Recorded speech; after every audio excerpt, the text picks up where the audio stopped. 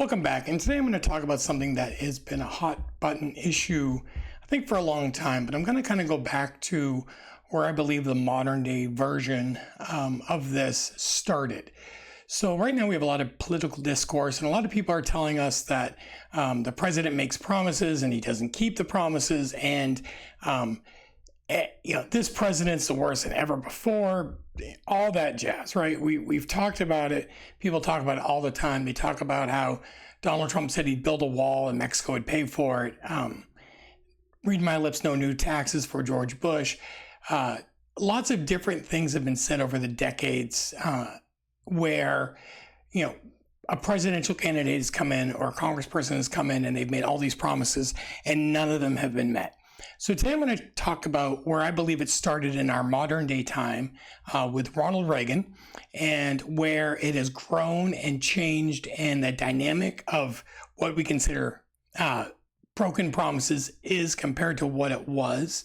Also, we're going to talk about how this has built up more animosity on each side and why we are in the mess that we're in. So picture it, 1979, 1980, Jimmy Carter is running for a second term against governor of California, or previous governor of California, Ronald Reagan.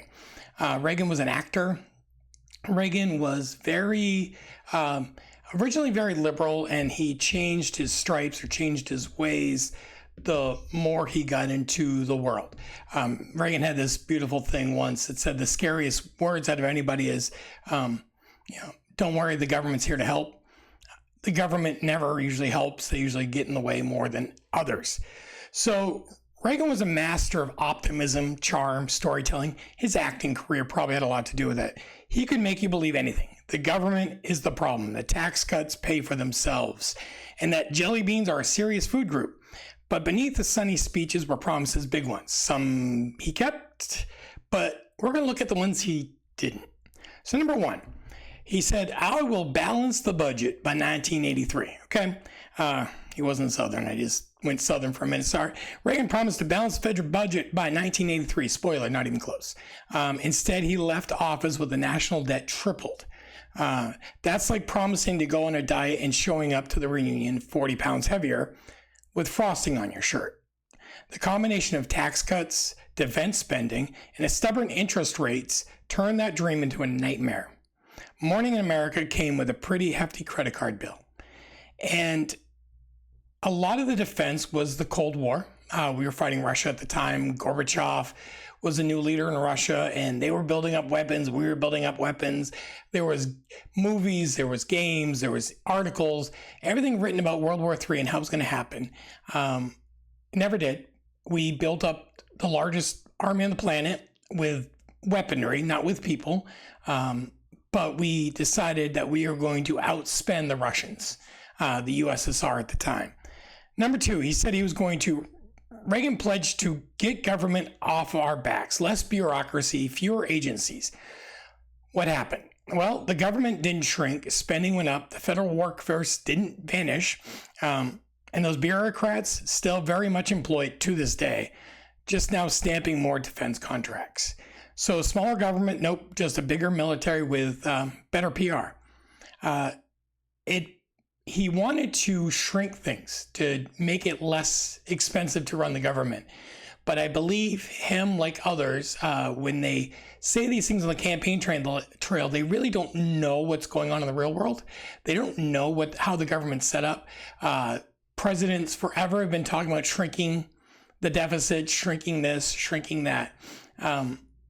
Is impossible. It's almost impossible. Okay. It's really difficult to do because the people who vote for you want jobs, and those people's jobs, a lot of them are connected to government spending. Promise 3, abolish the departments of education and energy. That sounds familiar, right? Candidate Reagan swore he'd shut down the Department of Education, Department of Energy, because nothing screams freedom like gutting science in schools. But Congress said absolutely not. And Reagan quietly dropped it. Both departments are still alive today, kind of. Still educating and energizing, kind of. This is a political version of promising to take out the trash and then pretending the bag doesn't smell. the Department of Education is going through changes right now.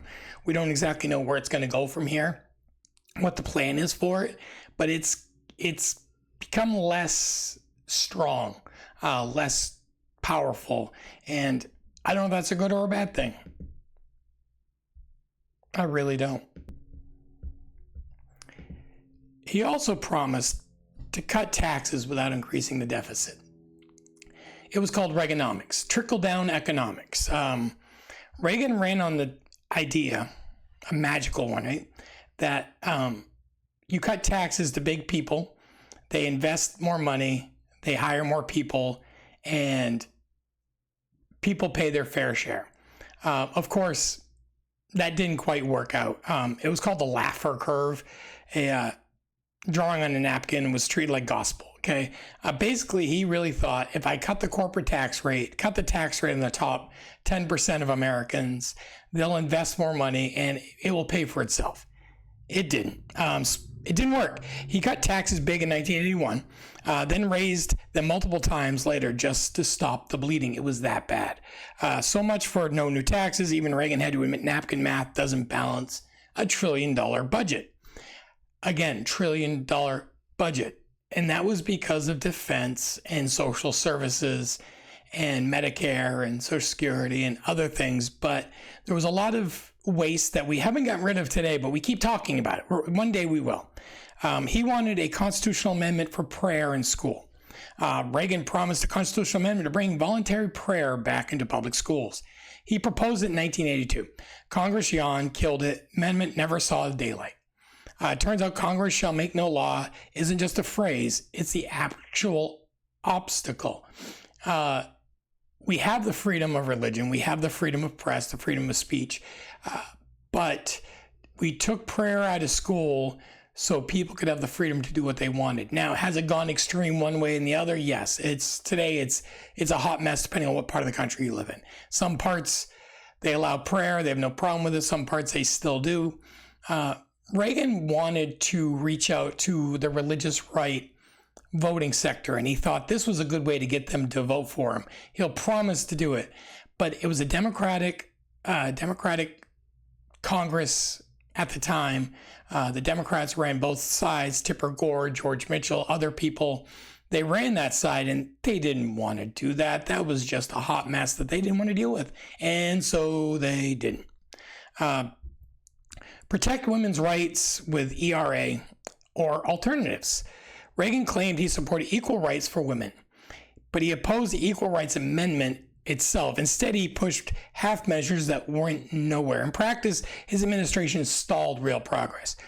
So when it came to women's rights, the promise was more like, trust me, I'll get to it, followed by 8 years of, I forgot.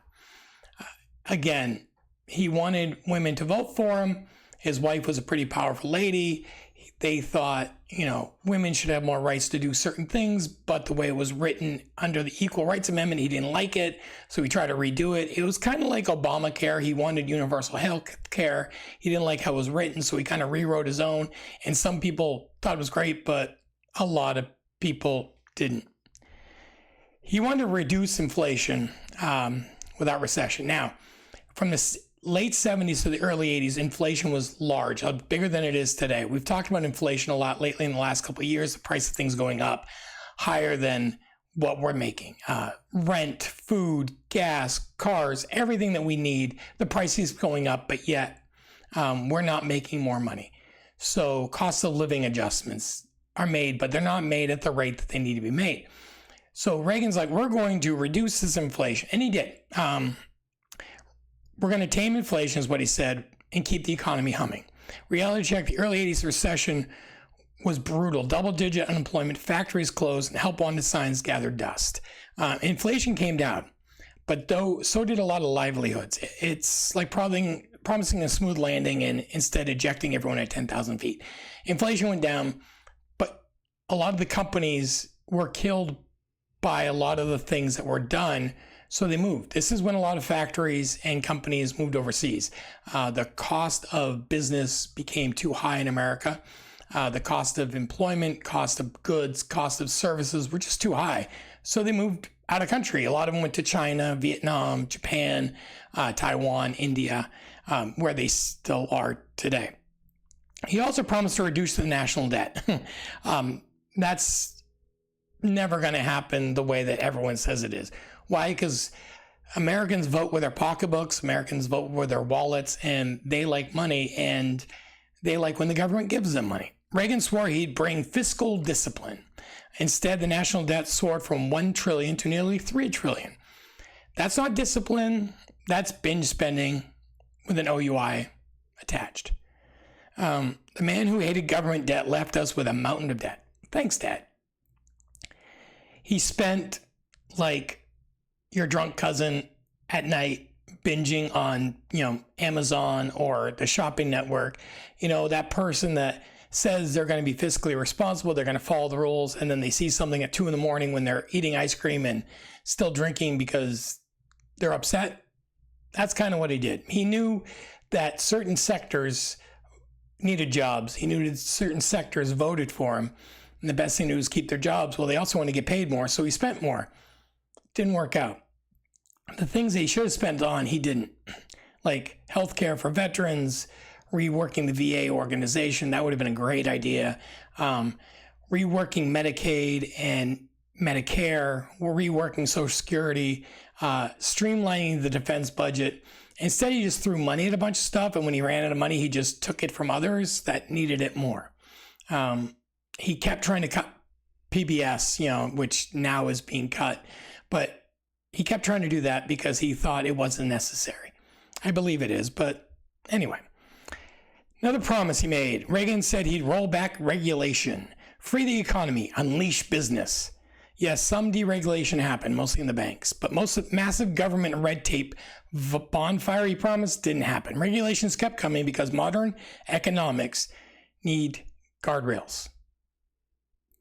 Guardrails are because banks and big businesses are notorious at screwing over people.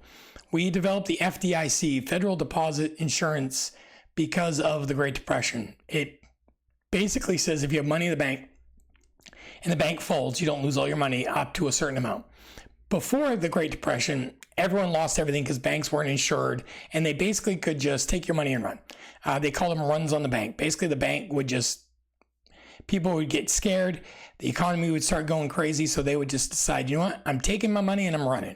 And that's what they did. They ran and banks went under, and if you had money in there, the bank didn't have any money to give you, so you lost all your money. But now they can't do that. He wanted to cut some of that because he believed it wasn't necessary. It was, and he actually made more red tape than he probably originally wanted to. Imagine a lifeguard promising no rules at the pool, right? You go to a pool, no rules, just do what you want to do. And then realizing, oops, kids are drowning. That's kind of what it was. He deregulated a lot of things, and then the economy boomed, but then people started losing everything because the stocks weren't regulated. Housing wasn't regulated. This happens multiple times throughout history. The housing market crashes every 12 to 14 years when they figure out, if we give more people the chance to buy homes, even if they don't qualify, they'll buy homes and that will help the economy. Well, when the 20% of those people who can't afford to buy a home crash and burn and can't pay for their home, the banks fail and we get into a hot mess. And the last big one was he was going to reduce federal spending by 19% of the gross national product. In other words, he was going to cut spending. Reagan's target: cut federal spending by 19% of the economy. The result: spending stayed above 20 to 25% throughout most of his presidency. Math meets reality. This was less tighten the belt and more buy a bigger belt and hope no one notices. So what did we learn from Reagan's broken promises? The optimism sells, but numbers don't lie. Reagan reshaped American politics. Tax cuts, military buildup, government is the problem. But when it came to actually doing what he promised, the record is mixed at best. And that's the point of what I'm talking about. Every president promises the moon. JFK promised the moon, Nixon delivered. Sometimes they land on it. Sometimes they land in a ditch. Reagan gave us both: a glowing myth of America reborn and a stack of IOUs we're still paying off. Next, we're going to talk about George Bush, the first one, HW. He was Reagan's vice president from 80 to 88 or 81 to 89. And he had a famous saying, read my lips, no new taxes. We're going to talk about that next time. But here's my final synopsis on Reagan. Now, Reagan did some good things. The good things he did was he showed that the left and the right can work together. He had to work with a Democrat-led Congress for his entire time. He had to compromise and tweak. Now, he did the best he could. He was older. He had some mental issues towards the end. We're not going to talk about that, not till later. But I think he did the best he could with what he had. Could he have done more? Yes. Again, though, this shows a man who was an actor, who then became the governor of California, trying to run for president. He thought he had the magic words. He thought he could fix this problem. And he thought he could fix the problem because he didn't see the scope of the problem. I think that's really poignant in the world we live in today. We have a lot of people who tell us what's wrong with America. We have a lot of people who tell us what's wrong with our society. We have a lot of people who tell us how to fix a problem, but they don't even know what the problem is. They don't know why we're in this situation. They don't know how we got here. They are telling you what they feel is the best thing to get out of it without knowing all the small details. There's a mayoral race in New York right now, and the guy running for mayor is basically saying, I'm going to give everything away for free. We're going to make this free for people. I'm going to tax the wealthy, and they're going to like it, and everyone's going to get free bus passes and free groceries. Great concept, great idea. Guy's never been in charge of a big budget like New York City. And I feel like once he gets in there, the ideas he has aren't going to work. Not because he doesn't want them to work, because New York is full of rich people who don't like paying more taxes than they have to. And if he increases the tax rate, a lot of them are just going to leave. They're going to leave for places where there's less taxes. And their budget in New York is going to crash without those multi-million and billionaires. Like it or not, that's just how the world works. If you can go someplace and spend less money and keep more, you're going to go there. That's why companies move to China and India and the Philippines and Vietnam, is because it was cheaper to make, products there, which means they made more money. So that's what we're going to talk about this week. We're going to talk about presidents from 1980 till today and the present promises they've made, the promises they've broken. I see a lot of protests right now for Donald Trump, and the president has made a lot of promises, and a lot of the signs say promises made, promises broken. And I'm thinking to myself, that's true. There's been promises made, promises broken. Build a wall, Mexico's going to pay for it. They haven't paid for it. But we used to say, Reagan did his best. But then towards the end of his term, we started realizing we don't like what he's doing. A lot of people didn't like what he was doing, so they complained. They said, hey, I don't like this. And then when George Bush came in, they realized, okay, he's just like Reagan, just a different voice, very similar tactics. And after 4 years, he was gone. And then they brought in an outsider again. Bill Clinton, governor of Arkansas, played saxophone, whole 9 yards. And we do this. We get in these routines of, we keep recycling ideas, thinking this time it will be different. So we'll talk again tomorrow. Have a beautiful day.